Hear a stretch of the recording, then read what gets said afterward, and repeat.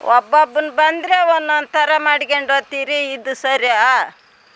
ನಮ್ಮದೇನದೇ ನ್ಯಾಯದ ರೀತಿ ಬಿಟ್ಬಿಟ್ರಿ ಅಂತ ನಾನು ಕೇಳಿಗೆಂತ ಇದ್ದೀನಿ. 100ಕ್ಕೆ 100 ಇವರು ಸೇರಿರೋ ಜಾಗ ದಾಖಲಾತಿಗಳಿದೆ, ರಿಟ್ ಅರ್ಜಿ ಇದೆ, ಹೈಕೋರ್ಟಲ್ಲಿ ಪೆಂಡಿಂಗ್ ಇದೆ. ಹೈಕೋರ್ಟ್ ನಿರ್ದೇಶನ ಪ್ರಕಾರ ಏನು ಮಾಡ್ತಾರೋ ನೆಕ್ಸ್ಟ್ ಅಧಿಕಾರಿಗಳು ಮಾಡಲಿ.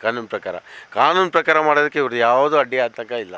ಆನೇಕಲ್ ತಾಲೂಕಿನ ಚಂದಾಪುರ ಪುರಸಭೆ ವ್ಯಾಪ್ತಿಯ ವಾರ್ಡ್ ನಂಬರ್ 20ರ ವ್ಯಾಪ್ತಿಯಲ್ಲಿರುವ ಆಡಿಸೊಣ್ಣಹಟ್ಟಿ ಗ್ರಾಮಕ್ಕೆ ಹೋಗುವ ರಸ್ತೆ ವಿಚಾರಕ್ಕೆ ಸಂಬಂಧಿಸಿದಂತೆ ಇಂದು ಹೈಕೋರ್ಟ್ ವಕೀಲರಾದ ವಿನಯ್ ಎಸ್ ರವರು ಸುದ್ದಿಗೋಷ್ಠಿ ನಡೆಸಿ ನಂತರ ಮಾತನಾಡಿದ ಅವರು, ಇಗಲೂರು ಗ್ರಾಮದ ಸರ್ವೆ ನಂಬರ್ 30/2ಕ್ಕೆ ಸಂಬಂಧಿಸಿದಂತೆ ಭೂಮಾಪನ ಅಧಿಕಾರಿಗಳು 2007ರಲ್ಲಿಯೇ ಅಳತೆ ಮಾಡಿ 30/2ರ ಹಿಡುವಳಿದಾರ ಯಾವುದೇ ಜಾಗವನ್ನು ಒತ್ತುವರಿ ಮಾಡಿಕೊಂಡಿಲ್ಲ ಎಂದು ಆದೇಶ ಪತ್ರವನ್ನು ನೀಡಿರುತ್ತಾರೆ. ಆದರೆ ಕೆಲವು ಉದ್ದೇಶಪೂರ್ವಕವಾಗಿ ನನ್ನ ಕಕ್ಷಿದಾರನ ಮೇಲೆ ಇಲ್ಲಸಲ್ಲದ ಆರೋಪವನ್ನು ಮಾಡಿ ದೌರ್ಜನ್ಯವೆಸಗಿ ನನ್ನ ಕಕ್ಷಿದಾರನಿಗೆ ಸೇರಿದ ಜಾಗದಲ್ಲಿ ಇದ್ದ ದೇವಾಲಯವನ್ನು ತೆರವುಗೊಳಿಸಿದ್ದಾರೆ.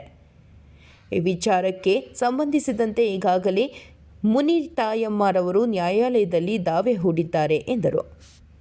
ಈ ರಸ್ತೆಯಲ್ಲಿಯೇ 10ಕ್ಕೂ ಹೆಚ್ಚು ಪ್ರತಿಷ್ಠಿತ ಬಡಾವಣೆಗಳಿದ್ದು, ಆ ಬಡಾವಣೆಗಳಿಗೆ ಹೋಗಲು ಸರಿಯಾದ ರಸ್ತೆ ಇಲ್ಲದ ಕಾರಣ ಮುನಿತಾಯಮ್ಮ ಕುಟುಂಬಕ್ಕೆ ಯಾವುದೇ ಪರಿಹಾರ ನೀಡದೆ ಏಕಾಏಕಿ ಮುನಿತಾಯಮ್ಮರವರಿಗೆ ಸೇರಿದ ಜಾಗದಲ್ಲಿಯೇ ರಸ್ತೆ ಮಾಡಲು ಹೊರಟಿರುವುದು ಯಾವ ನ್ಯಾಯ ಸ್ವಾಮಿ? ಇದರ ಹಿಂದೆ ಕೆಲವು ಕಾಣದ ಕೈಗಳು ಕೆಲಸ ಮಾಡುತ್ತಿದ್ದು, ಅವರಿಗೆ ಮುಂದಿನ ದಿನಗಳಲ್ಲಿ ನ್ಯಾಯಾಲಯದಲ್ಲಿ ತಕ್ಕ ಉತ್ತರ ನೀಡಲಾಗುತ್ತದೆ ಎಂದು ಹೇಳಿದರು. ಇನ್ನು ಈ ರಸ್ತೆಯಲ್ಲಿ ಪ್ರತಿನಿತ್ಯ ಸಾವಿರಾರು ವಾಹನಗಳು ಸಂಚರಿಸುತ್ತಿದ್ದು, ಸರಿಯಾದ ರಸ್ತೆ ಇಲ್ಲದೆ ಜನರು ಸಾಕಷ್ಟು ಸಮಸ್ಯೆಯನ್ನು ಅನುಭವಿಸುತ್ತಿದ್ದು, ಇನ್ನಾದರೂ ಚಂದಾಪುರ ಪುರಸಭೆ ಅಧಿಕಾರಿಗಳು, ಜನಪ್ರತಿನಿಧಿಗಳು ಮತ್ತು ತಾಲೂಕು ಅಧಿಕಾರಿಗಳು 2 ಕುಟುಂಬಗಳ ಮಧ್ಯೆ ಇರುವ ವ್ಯಾಜ್ಯವನ್ನು ಬಗೆಹರಿಸಿ ರಸ್ತೆಯನ್ನು ಸರಿ ಮಾಡುತ್ತಾರಾ ಎಂಬುದನ್ನು ಕಾದು ನೋಡಬೇಕಿದೆ. ನೋಡಿ, ಇವರು ಮುನಿತಾಯಮ್ಮ ಅಂತ ಈ ಜಮೀನು ಓನರು. 30-35 ವರ್ಷದಿಂದ ಇವರೇ ಓನರು. 95-96ರಲ್ಲಿ ಇವ್ರ ಹೆಸರಿಗೆ ಆಗಿರೋದು. ಇವ್ರದ್ದು ಟೋಟಲ್ಲು 16 ಗುಂಟೆ ಇರೋದು. ಇದರಲ್ಲಿ ಅಕ್ಕಪಕ್ಕ 8 ಗುಂಟೆ ಇದೆ. ಇವರು ಓನರು. ಈ RTCಯಲ್ಲಿ ಇವ್ರ ಹೆಸರೇ ಬರ್ತಾ ಇದೆ. ಆದರೂ ಸಹ ಈಗೇನಾಗಿದೆ ಅಂದರೆ, ಇದು ಎಲ್ಲ ಸುತ್ತಮುತ್ತ ಅಪಾರ್ಟ್ಮೆಂಟ್ಗಳಿದೆ. ನೀವೇ ನೋಡಿದ್ದೀರ, ದೊಡ್ಡ ದೊಡ್ಡ ಅಪಾರ್ಟ್ಮೆಂಟ್ಗಳು ಆಗಿಬಿಟ್ಟಿದೆ. ಇವರಿಗೆ ಸೂಕ್ತ ರಸ್ತೆಗಳಿಲ್ಲ. ಬಿಲ್ಡರ್ಗಳು ಕಟ್ಬಿಟ್ಟಿದ್ದಾರೆ, ಇವ್ರು ತೊಗೊಂಬಿಟ್ಟಿದ್ದಾರೆ. ಈಗೇನು ದೌರ್ಜನ್ಯ ಮಾಡ್ತಾಯಿದ್ದಾರೆ ಇವ್ರ ಮೇಲೆ ಅಂದರೆ, ಈ ಅಪಾರ್ಟ್ಮೆಂಟ್ ಅವ್ರಿಗೆ ರಸ್ತೆ ಇಲ್ಲದೆ ಇರೋ ಕಾರಣ ಇವ್ರ ಜಮೀನಲ್ಲೇ ರಸ್ತೆ ಮಾಡಿಕೊಂಡು ಇವ್ರಿಗೆ ಯಾವುದೇ ರೀತಿ ಸೂಕ್ತ ಪರಿಹಾರನೂ ಕೊಡದೆ, ಸ್ವಾಧೀನ ಪ್ರಕ್ರಿಯೆನೂ ಮಾಡದೆ ಈ ಥರ ತೊಂದರೆ ಮಾಡ್ತಾಯಿದ್ದಾರೆ.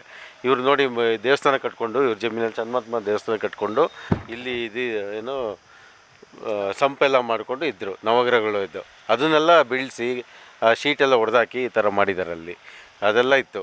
ಇದು ರಸ್ತೆಗೆ ಜಾಗ ಬೇಕು ಅಂದರೆ ಅಧಿಕಾರಿಗಳು ಏನು ಮಾಡಬೇಕು ಅಂದರೆ, ಕಾನೂನು ಪ್ರಕಾರ ಪ್ರಕ್ರಿಯೆ ಮಾಡಬೇಕು. ಈ ಮುನಿತಾಯಮ್ಮ ಹೆಸರಲ್ಲಿ ನೋಟಿಸ್ ಕೊಟ್ಟು, ಮುನಿತಾಯಮ್ಮ ಹೆಸರಲ್ಲಿ ಎಷ್ಟು ಗುಂಟೆ ಬೇಕು ಜಮೀನಿಗೆ, ಎಷ್ಟು ಸ್ಕ್ವೇರ್ ಫೀಟ್ ಬೇಕು, ಅದು ನೋಡಿಬಿಟ್ಟು ಸ್ವಾಧೀನ ಪ್ರಕ್ರಿಯೆ ಮಾಡಿ ಇವ್ರಿಗೆ ಸೂಕ್ತ ಪರಿಹಾರ ಕೊಟ್ಟು ನಂತರ ರಸ್ತೆ ಮಾಡಬೇಕು. ಇದು ಯಾವುದೂ ಮಾಡ್ತಾಯಿಲ್ಲ. ಇಲ್ಲಿ ಅಧಿಕಾರಿಗಳು ಶಾಮೀಲಾಗಿದ್ದಾರೋ ಇಲ್ವೋ ನಮಗೂ ಗೊತ್ತಿಲ್ಲ. ಬಟ್ ಅವರು ಅಪಾರ್ಟ್ಮೆಂಟ್ ಅವರಂತೂ ಇನ್ವಾಲ್ವ್ಮೆಂಟು ಇದರಲ್ಲಿದೆ. ಅವ್ರಿಗೆ ರಸ್ತೆ ಬೇಕೇ ಬೇಕು ಅಂತ ಕಾರಣಕ್ಕೆ ಎಲ್ಲ ಅಪಾರ್ಟ್ಮೆಂಟ್ ಅವರು, ಧೀರನ್ನು, ನ್ಯಾಶು, ವಕೀಲ್ ಲೇಔಟು ಮತ್ತು ಇವರು ಗೋಲ್ಡ್ ಎಡಿಫಿ, ಆ್ಯಪಲ್, ಇದು ಇಂಥ ದೊಡ್ಡ ದೊಡ್ಡ ಅಪಾರ್ಟ್ಮೆಂಟ್ಗಳಿದೆ.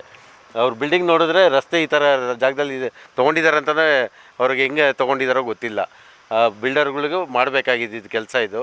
ಈಗ ಜಾಗ ಇಲ್ಲ ಇಲ್ಲಿ ರಸ್ತೆಗೆ.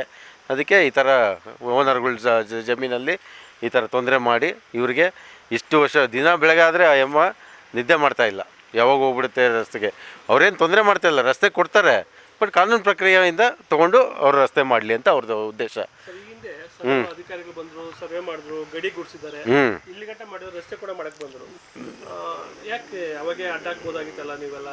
ಎಲ್ಲ ಮಾಡಿದರೆ ಈ ಒಬ್ಬ ವ್ಯಕ್ತಿ ಮಗ ಇವರು ಸೇರಿಕೊಂಡು ಎಷ್ಟೋ ಇದು ಮಾಡಿದ್ರು ಒಂದು 20-30 ಜನ ಬಂದ್ಬಿಟ್ಟು ಇಲ್ಲ ಇದು ರಸ್ತೆ ಅಂತೇಳಿ ಹೊಡೆದಾಕಿದ್ದಾರೆ. ದೌರ್ಜನ್ಯ ಫೋಟೋಗಳು ಕಳಿಸಿದ್ದೀನಿ, ನಿಮಗೂ ಕೊಟ್ಟಿದ್ದೀನಿ, ಅದರಲ್ಲಿ ಗೊತ್ತಾಗುತ್ತೆ. ಮತ್ತು ಇನ್ನೊಂದು ಏನು ಅಂದರೆ, 2007ರಲ್ಲೇ ಮಾಡಿದ್ದಾರೆ, ಗಡಿ ಗುಡಿಸಿದ್ದಾರೆ ಇದಕ್ಕೆ ಜಮೀನಿಗೆ. ಅದರಲ್ಲಿ ಏನು ಹೇಳ್ತಾರೆ ಅಂದರೆ, ಯಾವುದೇ ರೀತಿ ಓನರ್ ಆಗಲಿ ಯಾವುದೇ ರೀತಿ ಒತ್ತುವರಿ ಆಗಿಲ್ಲ ಅಂತ ಬಂದಿದೆ ರಿಪೋರ್ಟು. ಆ ಥರ ರಿಪೋರ್ಟ್ ಇರ್ಬೇಕಾದ್ರೆ ಇನ್ನು 10 ವರ್ಷದಲ್ಲಿ ಒತ್ತುವರಿ ಮಾಡ್ಕೊಂಡು ಇವರು ಹೋಗ್ತಾರ, ಅಧಿಕಾರಿಗಳು ಬಂದಿದ್ದಾರೆ ಅಂತ. ಇದರಲ್ಲಿ ಅಧಿಕಾರಿಗಳು ಯಾಕೆ ಈ ಥರ ನಿರ್ಲಕ್ಷ್ಯ ತೋರಿಸ್ತಾರೆ ಅಂತ ನಮಗಂತೂ ಗೊತ್ತಿಲ್ಲ. ಆ ಥರ ಹೇಳ್ತಾರೆ. ಅದಕ್ಕೆ ನಾವು ಇವ್ರೇನು ಹೇಳ್ತವ್ರೆ, ಜಮೀನ್ದಾರರು ಕಾನೂನು ರೀತಿ ಹಿಂದೆ ಏನಿದೆ, ಪಕ್ಕ ಏನಿದೆ, ಹಿಂದ್ಗಡೆ ಏನಿದೆ ಹಳೆ ಕಲ್ಲನ್ನು ಗುರುತಿಸ್ಬಿಟ್ಟು ಸರ್ವೆ ಮಾಡಲಿ. ನಾವು ಅದಕ್ಕೆ ಇವ್ರಿಗೆ ಹೇಳಿ ಈಗ ಹೈಕೋರ್ಟಲ್ಲಿ ಅರ್ಜಿ ಹಾಕಿದ್ದೀರಿ, ರಿಟ್ ಅರ್ಜಿ ನಡೀತಾ ಇದೆ. ಎಲ್ಲರನ್ನೂ ಪಾರ್ಟಿ ಮಾಡಿದ್ದೀರಿ, ಅಪಾರ್ಟ್ಮೆಂಟ್ ಓನರ್ಸ್ನೂ ಪಾರ್ಟಿ ಮಾಡಿದ್ದೀರಿ, ಎಲ್ಲರನ್ನೂ ಪಾರ್ಟಿ ಮಾಡಿ ಅಧಿಕಾರಿಗಳು ಎಲ್ಲರನ್ನೂ ಪಾರ್ಟಿ ಮಾಡಿ ಅವ್ರಿಗೆ ಸೂಕ್ತ ನಿರ್ದೇಶನ ಕೊಡಿ ಅಂತ ನಾವು ಡೈರೆಕ್ಷನ್ ಕೊಟ್ಟಿದ್ದೀವಿ. ರಸ್ತೆಯಲ್ಲಿದೆ ಸಾಕಷ್ಟು ಸಮಸ್ಯೆ ಆಗಿದೆ ಸರ್. ತಾವು ನೋಡಿದ್ರೆ ತಾವು ಹೌದೌದು ಹೌದು. ಸಾರ್ವಜನಿಕರು ಸಾವಿರಾರು ಜನ ಮನೆಗಳಿದೆ, ನೂರಾರು ಮನೆಗಳಿದೆ, ಆದರೆ ರಸ್ತೆ ಇಲ್ಲ. ಮುಂದೆ ಏನು ಸರ್ ಇದು ಹಂಗಾದ್ರೆ? ಇದು ಇವ್ರು ಬಿಲ್ಡರ್ ಅವರು ಮುಂಚೆ ಏನಿದ್ರು ಬಿಲ್ಡರ್ ಅವರಿಗೆ ಅವರು ಯೋಚನೆ ಮಾಡಬೇಕಾಗಿತ್ತು. ರಸ್ತೆ ಇಲ್ಲದೆ ಇರೋ ಜಾಗದಲ್ಲಿ ಬಂದು ಇಲ್ಲಿ ಇಂಥ ದೊಡ್ಡ ದೊಡ್ಡ ಅಪಾರ್ಟ್ಮೆಂಟ್ ಹೆಂಗೆ ಪರ್ಮಿಷನ್ ಕೊಟ್ಟಿದ್ದಾರೋ ಗೊತ್ತಿಲ್ಲ, ಅದು ಕಾನೂನು ರೀತಿ ಕಟ್ಟಿದ್ದಾರೆ ಅಂತಲೂ ಗೊತ್ತಿಲ್ಲ. ಫಸ್ಟ್ ಅದು ಪರಿಶೀಲಿಸಬೇಕು. ನಂತರ ರಸ್ತೆಗೆ ತೊಂದರೆ ಆಗಿದರೆ ಅದು ಸೂಕ್ತ, ಅವಾಗ ಹೇಳಿದ್ನಲ್ಲ ಕಾನೂನು ಪ್ರಕ್ರಿಯೆ ಇದೆ. ಅದಕ್ಕೆ ಒಂದು ನೋಟಿಫಿಕೇಷನ್ ಮಾಡಬೇಕು, ಕಾನೂನು ಪ್ರಕಾರ ಅವ್ರಿಗೆ ನೋಟಿಸ್ ಕೊಡಬೇಕು, ಅವ್ರದ್ದೇನಾದ್ರು ಅಬ್ಜೆಕ್ಷನ್ ಇದೆ ಅಂತ ಕೇಳಬೇಕು, ಆಮೇಲೆ ಪರಿಹಾರ ಕೊಟ್ಟು ಮಾಡಬೇಕು. ರಸ್ತೆ ಏಕ್ದಮ್ ಬಂದು ಹಿಂಗೆ ಮಾರ್ಕ್ ಮಾಡಿಬಿಟ್ಟು ನೈಟ್ ಮಾಡಿಬಿಡ್ತೀನಿ ಬೆಳಗ್ಗೆ ಮಾಡಿಬಿಡ್ತೀನಿ ಅಂತ ರಸ್ತೆ ಮಾಡೋಕ್ಕಾಗಲ್ಲ. ಕಾನೂನು ರೀತಿ ಪ್ರಕ್ರಿಯೆ ನಡೆಸಬೇಕು. ಆ ಪ್ರಕ್ರಿಯೆ ಇಲ್ಲಿ ನಡೀತಾ ಇಲ್ಲ ಅಂತ. ಈ ರಸ್ತೆ ಆಗೋದು ನಿಮ್ಮ ಪ್ರಕಾರ ದಾಖಲಾತಿ ಎಷ್ಟು ಅಡಿ ಇದೆ ರಸ್ತೆ ಇದು? ಈ ಇದರಲ್ಲಿ ರಸ್ತೆ ಇದು ಕಚ್ಚಾ ರೋಡ್, ಇದು ರಸ್ತೆ ಅನ್ನೋದೇ ಇಲ್ಲ ಇಲ್ಲಿ, ರಸ್ತೆ ಅನ್ನೋದು ಇಲ್ಲ ಇಲ್ಲಿ, ಕಚ್ಚಾ ರೋಡ್ ಇರೋದು ಇದು. ಈಗ ರಸ್ತೆ ಮಾಡಬೇಕಾದ್ರೆ ಕಾನೂನು ಪ್ರಕಾರ ಆ ಕಡೆ ಈ ಕಡೆ ಎಷ್ಟು ಬೇಕು ಡೈಮೆನ್ಷನು, ನೀವು ಎಷ್ಟು ಅಡಿ ರಸ್ತೆ ಮಾಡ್ತಾರೆ ಅಧಿಕಾರಿಗಳು, ಅವೆಲ್ಲ ಅವ್ರಿಗೆ ಮೈಂಡಲ್ಲಿ ಇರಬೇಕು. ಸುಮ್ಮನೆ ಬಂದ್ಬಿಟ್ಟು ಒಂದು ತಾರ ಹಾಕ್ತೀನಿ ಅಂತ ಹೇಳಿದ್ರೆ ರಸ್ತೆ ಆಗಲ್ಲ. ಅದು ಕಾನೂನು ಪ್ರಕಾರ ಎಷ್ಟು ಬೇಕು ನಿಮಗೆ ಅಂತ ತೊಗೋಬೇಕು ಅವರು. ಕಾನೂನು ಪ್ರಕಾರ ಆ ಕಡೆ ಎಷ್ಟು ಬೇಕು ಈ ಕಡೆ ಎಷ್ಟು ಬೇಕು ಅಂತ ತೊಗೊಂಡು ಆಮೇಲೆ ನಂತರ ಮಾಡಬೇಕು. ಅದು ಯಾವ ಪ್ರಕ್ರಿಯೆನೂ ಇಲ್ಲಿ ಮಾಡ್ತಾಯಿಲ್ಲ. ಒಟ್ಟಾರೆಯಾಗಿ ಇದು ಇವ್ರು ಸೇರಿದ ಜಾಗ ಅಂತ 100ಕ್ಕೆ 100 ಇವರು ಸೇರಿರೋ ಜಾಗ.